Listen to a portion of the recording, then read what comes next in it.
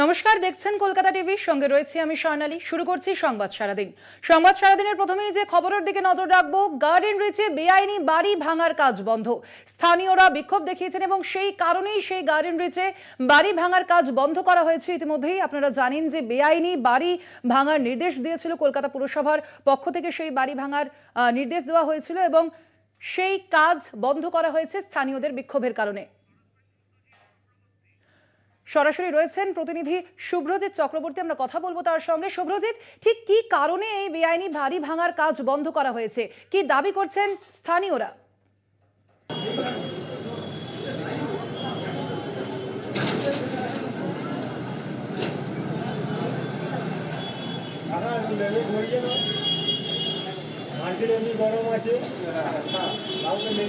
শুভ্রজিৎ, শোনা যাচ্ছে? আপনাদের আবারও জানিয়ে রাখি, গার্ডেন রিচে বেআইনি বাড়ি ভাঙার যে কাজ, যে নির্দেশিকা দেওয়া হয়েছিল কলকাতা পুরসভার পক্ষ থেকে, সেই নির্দেশিকায় কিন্তু এবার সেই নির্দেশ কিন্তু অমান্য করা হয়েছে। অমান্য করেছেন স্থানীয়দের বিক্ষোভের কারণেই কিন্তু রীতিমতো সেই কাজ বন্ধ করা হয়েছে। ইতিমধ্যেই যেমনটা জানা যাচ্ছে, স্থানীয়রা তারা বিক্ষোভ দেখাচ্ছেন। বেআইনি বাড়ি কেন ভাঙা হবে সেই প্রশ্ন তুলছেন স্থানীয়রা। আপনাদের আবারও জানিয়ে রাখি, গার্ডেন রিচে বন্ধ বাড়ি ভাঙার কাজ। আমরা দেখেছিলাম সম্প্রতি গার্ডেন রিচে একটি বহুতল ভেঙে পড়েছিল এবং সেই ঘটনায় মৃত্যু হয়েছিল একাধিকের, এবং তারপরেই কলকাতা পুরসভার তরফ থেকে নোটিশ দেওয়া হয়েছিল বেআইনি বাড়িগুলিকে ভাঙার জন্য। কিন্তু গার্ডেন রিচে বন্ধ এবার বাড়ি ভাঙার কাজ। গার্ডেন রিচে বন্ধ বাড়ি ভাঙার কাজ,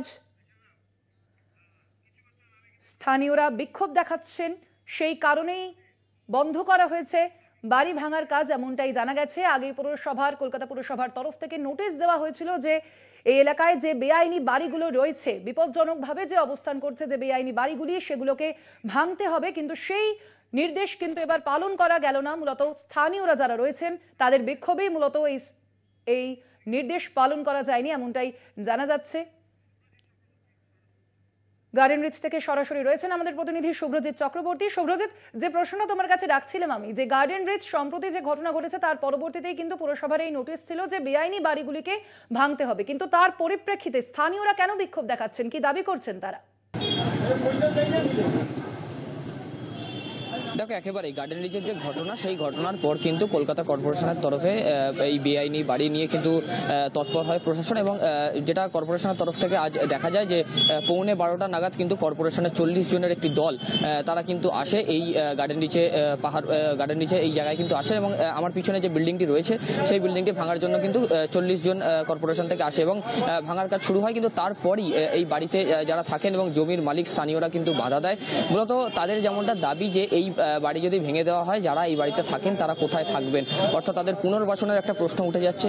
এর পাশাপাশি জমির মালিক গণেশ কেশরী তিনি যেমনটা দাবি করেন, তিনি বলেন যে যদি বাড়িটার ওপর তলা থেকে কেন ভাঙা হলো না, একতলা থেকে কেন ভাঙা হলো, তিনি কিন্তু এই প্রশ্ন তোলেন। এবং তিনি আরও যেমনটা বলেন যে এই বাড়ির যে অংশ বেআইনি রয়েছে, অর্থাৎ যে অংশটি হেলে গিয়েছে পাশের বাড়িতে, সেই অংশের দিকে না ভেঙে অপর অংশের দিকে ভাঙা হচ্ছে, এবং ওপর তলা থেকে না ভেঙে কেন একতলার ছাদ ভাঙা হচ্ছে, তিনি কিন্তু এমনই প্রশ্ন করেন। এবং তারপরে কিন্তু দীর্ঘ টালবাহানার পর অবশেষে কিন্তু কর্পোরেশনের তরফ থেকে সেই যে বাড়ি ভাঙার কাজ, সেই বাড়ি ভাঙার কাজ বন্ধ করে দেওয়া হয়, এবং কর্পোরেশন থেকে যারা ভাঙার জন্য আসে তারাও কিন্তু চলে যান। এবং এখনো পর্যন্ত কিন্তু স্থানীয়দের সেই যে বাধা, সেই বাধায় কিন্তু কাজ বন্ধ হচ্ছে। তবে বেশ কিছুটা অংশ, ছাদের বেশ কিছুটা অংশ কিন্তু ভাঙা হয়েছে, এবং এখন পর্যন্ত কিন্তু কাজ বন্ধ রয়েছে গার্ডেন রিচে।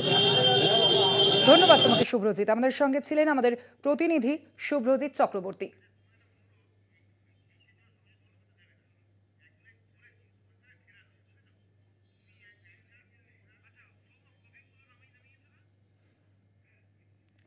আপনাদের জানিয়ে রাখি, গার্ডেন রিচে ইতিমধ্যেই বন্ধ করা হয়েছে বেআইনি বাড়ি ভাঙার কাজ। যেই নোটিশ দেওয়া হয়েছিল কলকাতা পুরসভার পক্ষ থেকে, সেই কাজ কিন্তু ইতিমধ্যেই বন্ধ করা হয়েছে। মূলত স্থানীয়রা সেই বাড়ি ভাঙার কাজে আপত্তি জানিয়েছেন, রীতিমতো বিক্ষোভ দেখিয়েছেন তারা, এমনটাই জানা গেছে।